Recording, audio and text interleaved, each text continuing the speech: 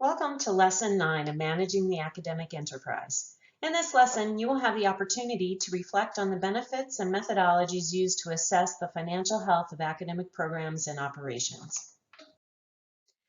In Ad Astra's Academic Enterprise Planning Framework, financial health is defined as the financial state in each of the various credentials offered at the institution. An in-depth understanding of instructional cost as well as related revenue is essential. This course will focus on instructional cost as one element of financial health, since many academic leaders are not yet maximizing their ability to use data to manage their academic programs, as illustrated by the Inside Higher Ed data we presented at the beginning of this course. To recap, only 58% of the respondents rated the academic health of their institutions as good. Only 61% of respondents said that they were somewhat effective at using data, and 52% rate their institutions as somewhat effective at controlling costs.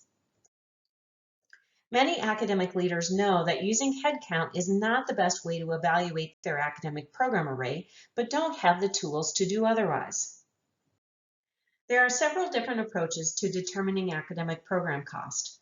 The most comprehensive higher education data comes from the U.S. Department of Education's Integrated Post-Secondary Education Data System, or IPEDS, administered by the National Center for Education Statistics.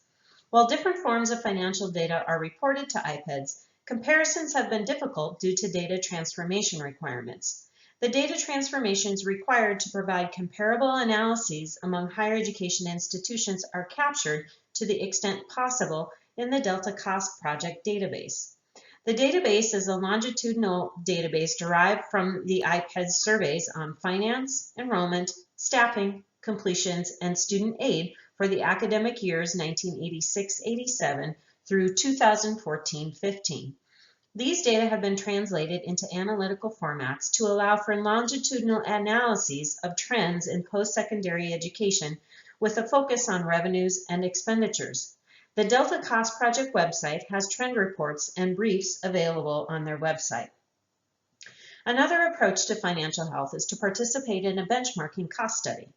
The National Study of Instructional Costs and Productivity, better known as the Delaware Cost Study, collects direct spending on instruction by program for participating four-year institutions.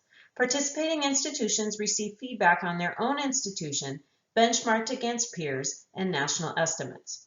The Delaware Cost Study reports direct instructional costs per student credit hour across 24 disciplines. The Delaware study provides aggregated spending benchmarks. The National Community College Cost and Productivity Project was created as the Kansas Study of Community College Instructional Costs and Productivity in 2004. The Cost and Productivity Project provides discipline-level data and benchmarks for staffing plans and decisions about faculty positions, for academic program planning and assessment, and for documentation of compliance for accreditation purposes.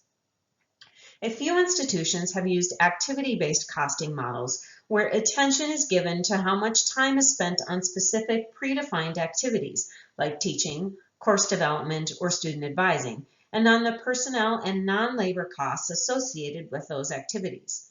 This approach focuses primarily on the work that is performed, reflecting on the work process itself, and intends to encompass the totality of resources that is required to execute the process successfully. Administrative data systems provide new ways for stakeholders to allocate resources and then better understand the ways in which they are deployed to achieve an institution's mission. Because these systems typically contain data at the student, faculty, and course level, they can be used to generate estimates of cost that are potentially more precise than those generated from managerial surveys. Typically, state higher education leaders employ administrative database solutions, not to establish the true or actual cost of production, but to construct funding or budgeting methodologies that rely upon notional costs. In the example provided, though, in the next several slides, we propose that such a model can be used not only to understand planned costs, but also the true or actual academic program cost. So to better understand the benefit of using an administrative data system, let's consider an example using the following data sources: the academic program pathway, historical course enrollment, and instructor salary, which would include the benefits.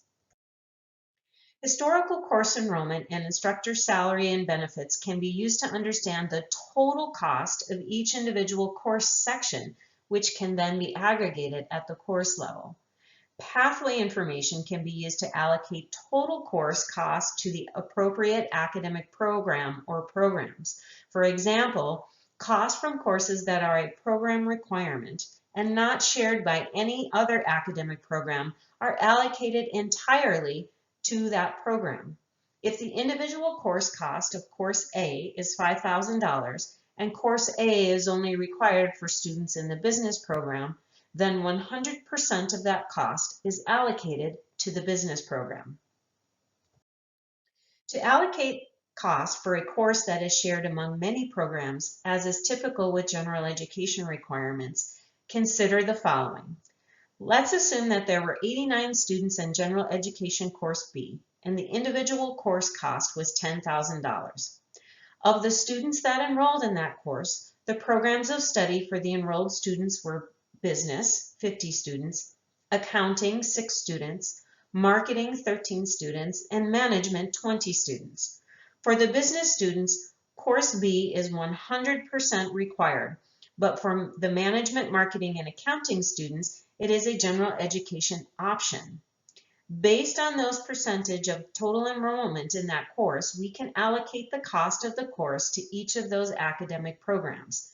Business, 56%, Accounting, 7%, Marketing, 15%, and Management, 22%.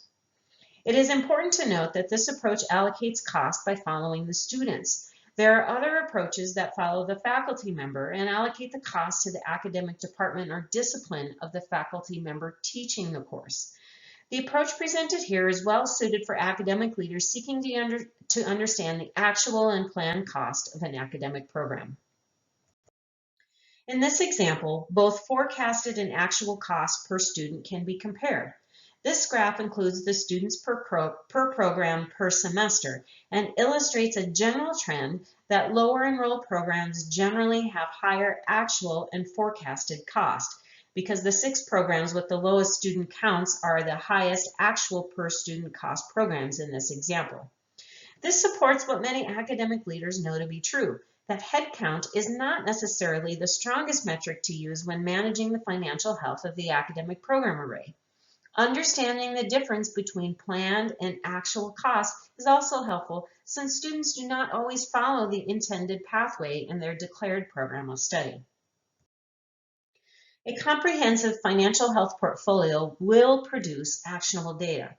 When academic program cost is combined with other important institutional metrics such as revenue, break-even analyses, retention, graduation rates, and placement rates, stakeholders will also be able to review the longitudinal improvement as well as short-term progress. In a time of constrained resources, one could argue that it is almost irresponsible not to have a comprehensive understanding of the financial health of the academic program array. These analyses can help leaders determine what interventions are necessary to sustain the program array, especially important for liberal arts institutions and others that want to maintain the breadth of their academic offerings. A robust financial health analysis will produce insights about ways to sustain their academic program array beyond using levers such as mere program elimination.